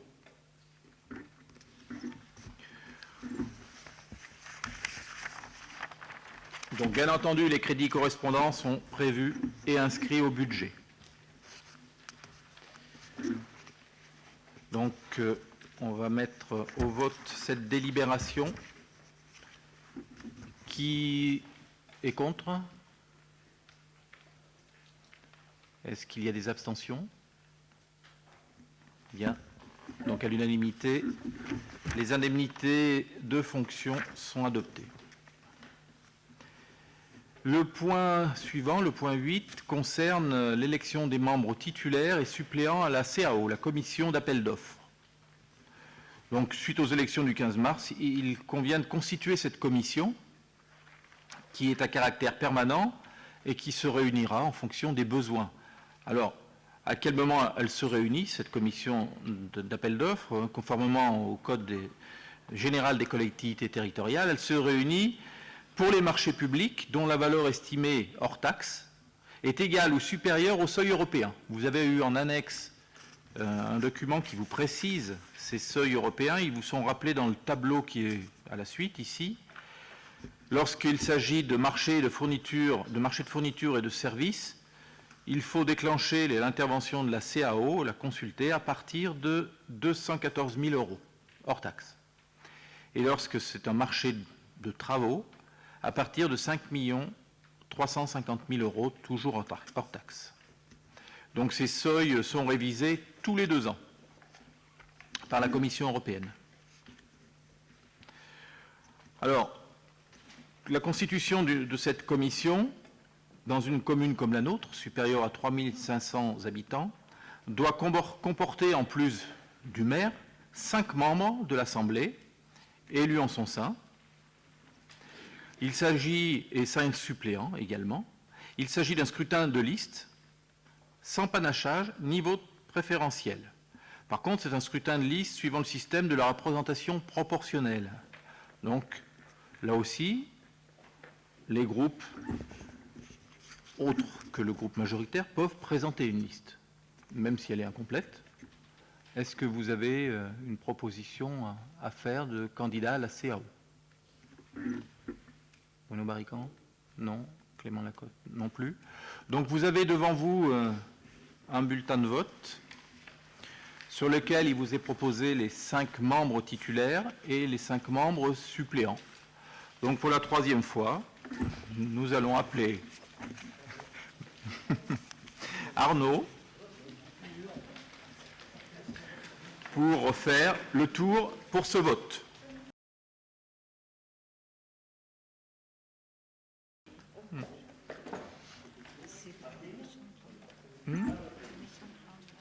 Oui, peut-être.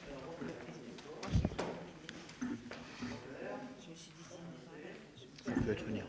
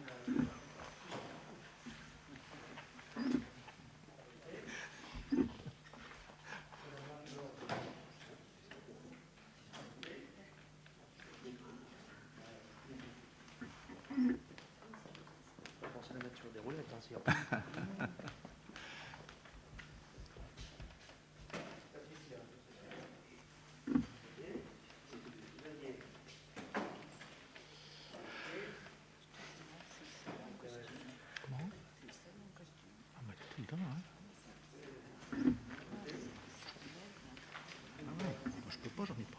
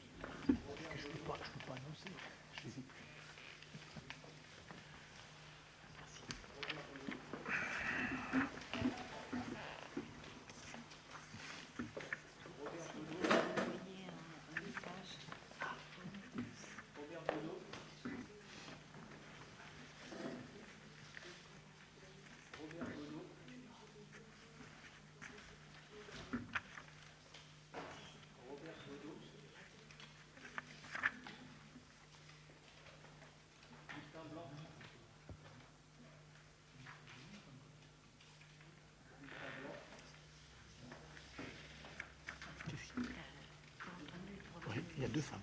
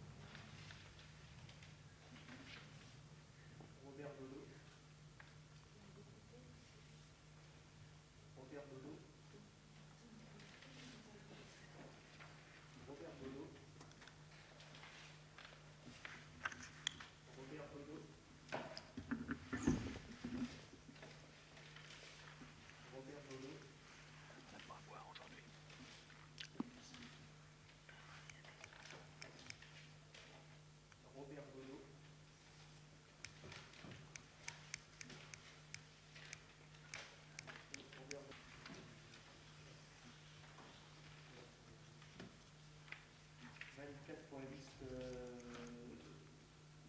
de la majorité et 4 blancs. Très bien, merci. Donc, en conséquence, il est demandé au conseil municipal de bien vouloir approuver la composition de la commission d'appel d'offres, dans la mesure où il n'y a qu'une liste. Les 5 membres titulaires et les 5 membres suppléants sont donc élus. Les membres de la commission donc titulaires seront Robert Godot, Patrick Gaillat, Serge Pralat, Karim Bentayeb et Ambre Vigogne. Et les 5 suppléants, Maurice Dion, Xavier Villard, Jackie Geneste, Daouda Diallo et Patricia Seco. Je vous rappelle simplement les compétences de cette commission qui sont de 2 ordres. Attribuer les marchés, lorsqu'on est appelé en fonction des seuils du marché public, et donner un avis sur un éventuel avenant qui entraînerait une augmentation supérieure à 5% d'un précédent marché passé dans le cadre de l'intervention de la CAO. Donc je vous remercie pour la désignation de ces membres. Nous avons une autre commission à installer, c'est la commission de délégation de services publics, mais celle-ci s'installe en 2 temps.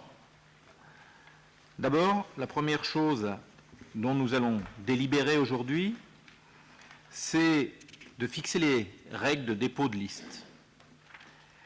Donc, je vous rappelle ce que c'est que cette commission de délégation de services publics. Les collectivités territoriales, comme la nôtre, peuvent confier la gestion d'un service public dont elles ont la responsabilité à un ou plusieurs opérateurs économiques par une convention de délégation de services publics. Bien sûr, c'est encadré. Je ne vous rappelle pas tous les textes de loi qui encadrent cette délégation. La commission est composée, lorsqu'il s'agit d'une commune de plus de 3500 habitants, comme la nôtre, par le maire, et par 5 membres, comme pour la CAO, de l'Assemblée délibérante, élus en son sein à la représentation proportionnelle, ce sont les mêmes règles, au plus fort reste, ainsi que autant de suppléants. Donc il s'agit d'un scrutin de liste suivant le système de représentation proportionnelle, sans panachage. Préalablement à cette élection, l'Assemblée délibérante doit définir les conditions de dépôt de ces listes. Contrairement à la CAO où les listes étaient déjà déposées, il est proposé à l'Assemblée délibérante, dans un premier temps, de fixer les conditions de dépôt des listes pour l'élection des membres de la commission de délégation de services publics. En conséquent, il est demandé au conseil municipal de bien vouloir approuver les conditions de dépôt de la commission de délégation, dépôt des listes, de la commission de délégation de services publics comme suit. Donc ces listes seront adressées par voie postale ou par email au maire de la commune de Mably au plus tard le 15 juin 2020. Il est prévu que c'est à la séance du conseil municipal du 8 juillet qu'il sera procédé, cette fois-ci, à l'élection. Il est précisé que les listes peuvent comprendre moins de noms qu'il n'y a de sièges de titulaires et de suppléants à pourvoir. Les listes devront indiquer les noms et prénoms des candidats au poste de titulaire et de suppléant. Autoriser Monsieur le maire ou son représentant à effectuer les démarches et à signer tout document afférent à la présente délibération. Donc je mets aux voix cette procédure qui nous permettra ensuite de déposer les listes. Y a-t-il des voix contre? Des abstentions? Donc à l'unanimité, on a adopté la règle pour déposer ces listes. Le point numéro 10, c'est une régularisation qu'on aurait dû faire s'il n'y avait pas eu l'épisode sanitaire actuel. On vous demande d'approuver un avenant, premier avenant, la convention que nous avons signée avec la mairie de Pouilly-sous-Charlieu pour la mise à disposition d'un agent. Donc l'avenant consiste à poursuivre cette mise à disposition. C'est en lien direct avec l'absence d'une personne importante au service direction générale. Nous avons eu recours à un agent de la commune de Pouilly-sous-Charlieu déjà depuis le 1er mai. Et on propose à travers cet avenant, que vous avez en annexe, donc il est demandé au conseil municipal de bien vouloir acter les termes de l'avenant à la convention de mise à disposition d'un agent de la commune de Pouilly-sous-Charlieu à la commune de Mably. Autoriser Monsieur le maire et son représentant à appliquer le renouvellement de cette mise à disposition, si besoin, jusqu'au 31 juillet 2020. Donner au maire ou son représentant tout pouvoir pour sa mise en œuvre. Y a-t-il des votes contre cet avenant de mise à disposition? Des abstentions? Je vous remercie. Le point suivant va être évoqué par l'adjointe aux affaires scolaires, Ambre Vigogne. Donc concerne la rentrée scolaire 2020, donc la désapprobation de l'annonce de la fermeture de classe au sein de l'école maternelle Jacques Prévert. Par courrier du 22 avril dernier, Monsieur le directeur académique des services de l'éducation de la Loire nous confirmait la fermeture d'une classe au sein de l'école maternelle Prévert suite au départ à la retraite d'une enseignante non remplacée. En réponse immédiate et par courrier en date du 28 avril, Monsieur le maire de la commune de Mably a fait part de son plus grand étonnement, ne s'attendant pas à une telle annonce dans le contexte de crise sanitaire. En effet, cette annonce de suppression de classe s'est faite pendant le confinement, et on en a eu écho à ce moment-là. Il se trouve que la décision de fermeture de classe ne repose pas sur le nombre d'entrées sur l'école maternelle pour la rentrée 2020, mais sur une réflexion plus départementale au niveau des classes de ces écoles.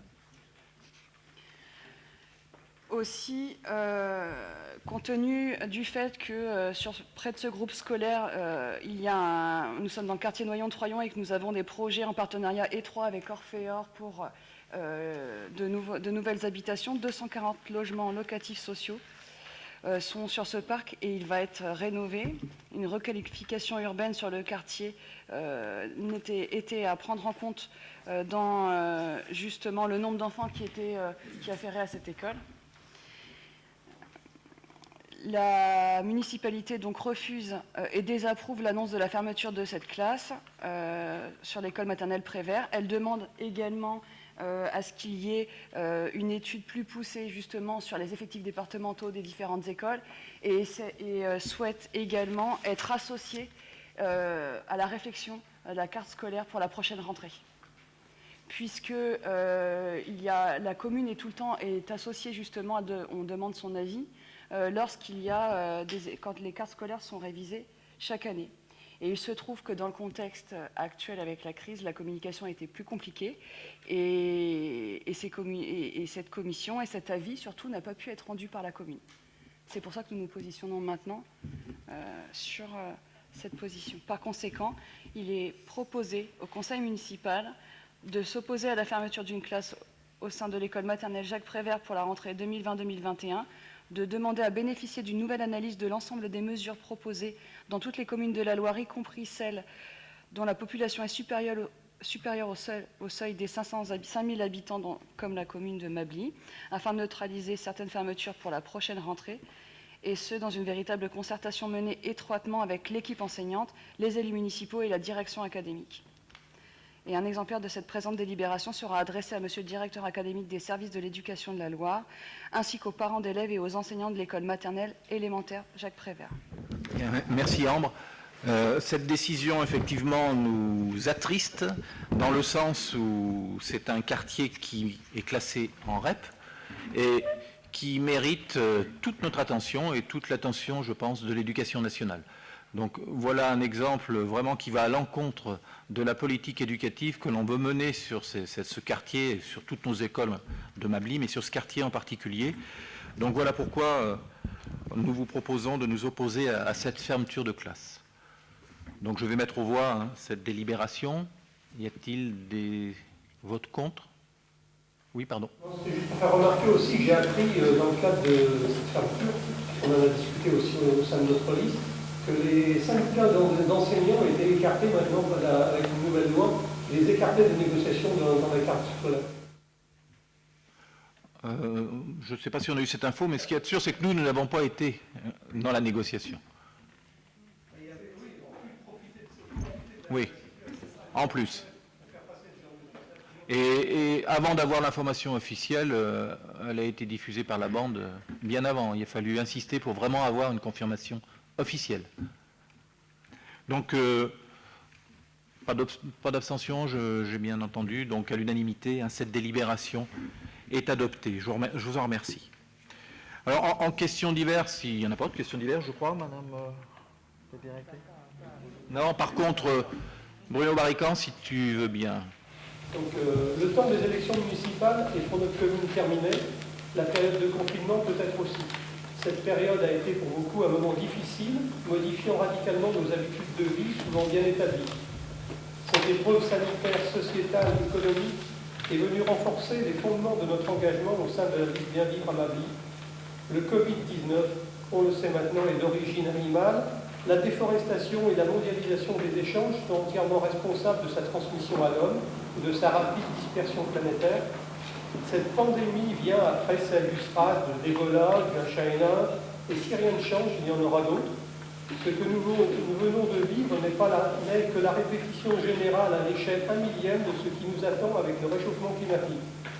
En effet, d'ici à la fin du siècle, 74% de la population mondiale pourrait être soumise à des températures non supportables pendant plus de 20 jours consécutifs. 500 millions à 1 milliard de réfugiés climatiques seront en mouvement d'ici 2050, après-demain. C'est donc bien dans l'émergence rapide du monde d'après que nous inscrirons notre travail au sein du conseil municipal. Pour cela, nous défendrons avec encore plus de conviction nos objectifs en faveur d'une démocratie où chacun est bien informé, où les projets communaux, intercommunaux et les grandes décisions doivent être initiées, construites, débattues et validées par les citoyennes et les citoyens. À ce titre, je regretterais que les élus d'opposition à Mably n'aient plus accès à une agglomération pour y siéger, pour y faire vivre le débat démocratique, alors que des compétences décisionnaires majeures s'y exercent. L'intercommunalité est aujourd'hui un instrument de pouvoir mené par une poignée d'élus qui cumulent et concentrent le pouvoir. Nous soutiendrons les changements indispensables pour que le développement du territoire ne soit plus celui d'avant. Protéger les espaces naturels et agricoles. Pour rappel, en France, l'équivalent de la surface d'un département est artificialisé tous les 5 à 6 ans. Et pour développer l'agriculture bio et les circuits courts. Produire raisonnablement, consommer moins et mieux.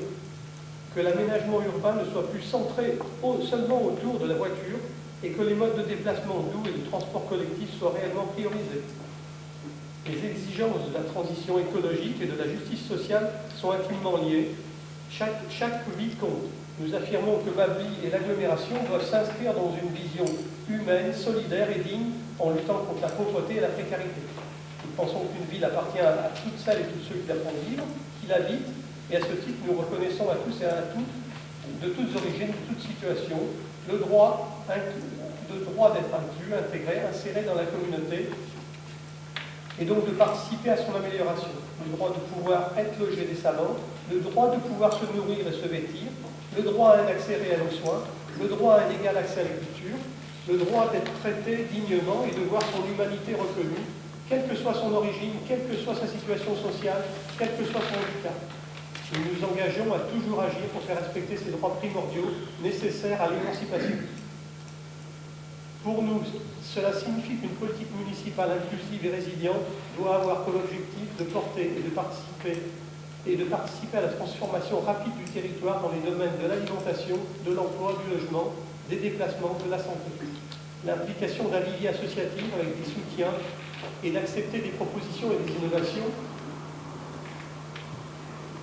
et de s'appuyer sur une force collective. Il faut impliquer l'ensemble des Mabliraux dans cette transformation de la vie. Enfin, il faut arrêter la course à la croissance dans un monde fini, d'arrêter la compétition des territoires pour tendre vers de la coopération.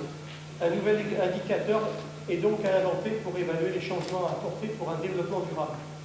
Enfin, en conséquence, nous soutiendrons les initiatives de la majorité qui vont dans ce sens, mais nous serons là pour rappeler qu'elles ne peuvent se réduire à un saupoudrage écologique et social et que les petits pas ne suffisent plus. Voilà, merci de votre attention. Merci Bruno. Alors, oui Arnaud, donc je crois que le groupe majoritaire partage une grande part de ce que tu as dit à travers ton intervention et tu dois te rendre compte à travers les délégations qui sont mises en place. Il y a un adjoint, une adjointe à la démocratie participative, c'est-à-dire que l'implication de la population doit être effective et forte. Nous avons un adjoint à l'agenda 2030, parce qu'on doit aller au-delà de l'agenda 21. Il faut mettre en place des innovations, mettre en place des nouvelles choses qui sont déjà existantes par ailleurs dans d'autres collectivités. Il faut s'inspirer des bonnes choses qui sont faites ailleurs. On a aussi d'autres délégations fortes, hein. Le social est important. Donc je t'encourage, je l'ai dit tout à l'heure, à participer activement au sein de ces commissions, de façon à mettre en œuvre des choses applicables à notre échelle, au-delà de notre échelle, l'échelle du territoire, de l'agglomération, mais applicables à ces échelles-là. Parce que on a souvent entendu, on a souvent mis en avant des choses qui pouvaient être faites, mais qui bien souvent sont d'une autre dimension, qui doivent être faites au niveau des États. Mais on a des choses à faire nous-mêmes, et je t'encourage à venir travailler dans ce sens. Je vais donner la parole à Arnaud, qui avait lui aussi une déclaration à nous faire. Monsieur le maire, mes chers collègues, avant de débuter mon propos, je voudrais saluer et remercier le personnel soignant qui, depuis plusieurs mois, ont fait preuve d'un courage exceptionnel. Les applaudissements que nous avons pu entendre chaque soir ont été à la hauteur de leur dévouement, même si, à mes yeux, les sauveteurs de la vie, mes chers collègues, s'applaudissent chaque jour de l'année. Un grand merci à eux. Après la période tumultueuse que nous venons de traverser, deux chemins s'ouvrent devant nous, celui d'un monde meilleur ou bien pire. Un monde où la justice, telle que la justice sociale, mais aussi la liberté, l'égalité, la fraternité, la paix, tout simplement ce que représentent les valeurs de l'humanisme, ne seraient plus que des mots, mais une réalité. De l'autre côté, il y aurait un chemin aride, tant qu'il a été emprunté. Ce chemin porterait les prétendues vertus de l'individualisme, s'acoquinant étroitement avec l'égoïsme qui serait saupoudré par un vieux fond de bellicisme. Au vu des événements que nous venons de connaître, nous avons pu remarquer que les mots choisis n'étaient pas forcément dans la vision du pacifisme. Pourquoi a-t-il fallu ce langage si dur? Pourquoi se présenter en chef de guerre alors que nous avions plus besoin d'un médecin généraliste? À ces questions, pas de réponse. Je regrette que les mots ont été si douloureux à être prononcés, ce qui aurait permis une meilleure compréhension. Cependant, maintenant, nous devons nous tourner vers l'avenir. Mais je constate avec tristesse que pour le moment, il n'est pas glorieux. Nous pouvons le remarquer ce soir avec la fermeture d'une classe dans notre école maternelle, Jacques Prévert. Voilà encore un service public de proximité qui ferme, car la marche mondiale est faite hélas dans ce sens. Cependant, nous avons pu constater qu'en suivant cette marche mondiale, nous nous sommes oubliés les uns envers les autres.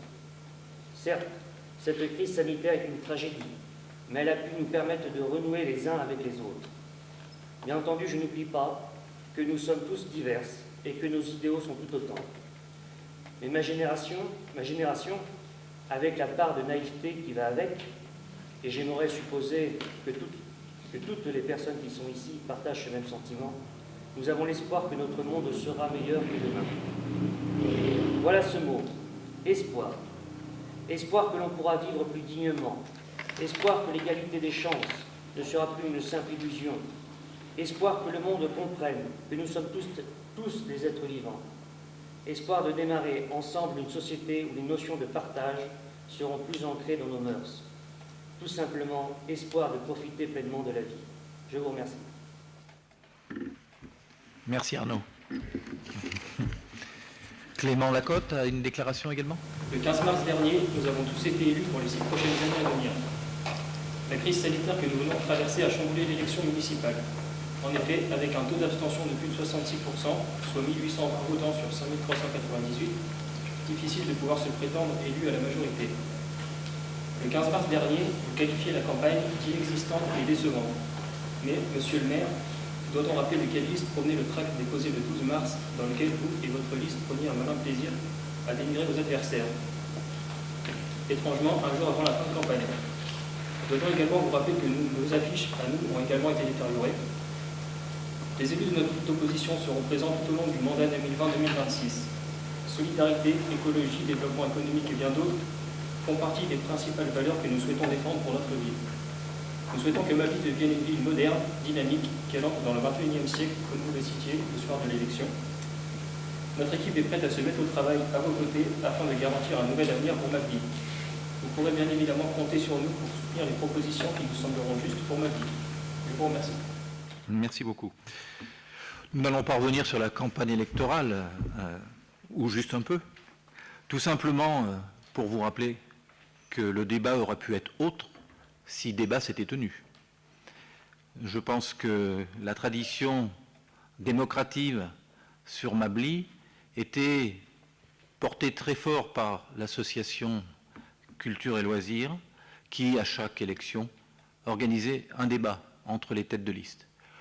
Eh bien, pour la deuxième élection consécutive, deuxième élection municipale après 2014, il n'a pas pu se tenir. Il n'a pas pu se tenir, faute de candidats désireux de présenter leurs projets devant la population et d'en débattre. C'est bien dommage.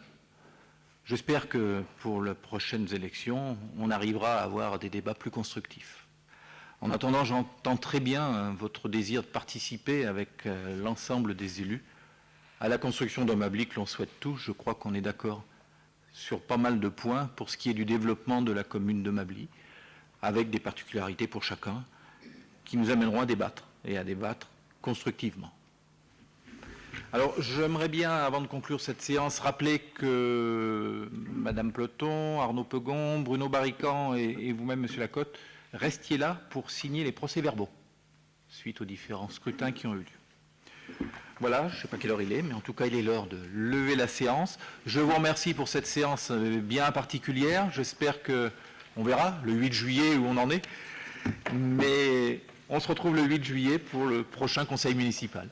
Je vous remercie.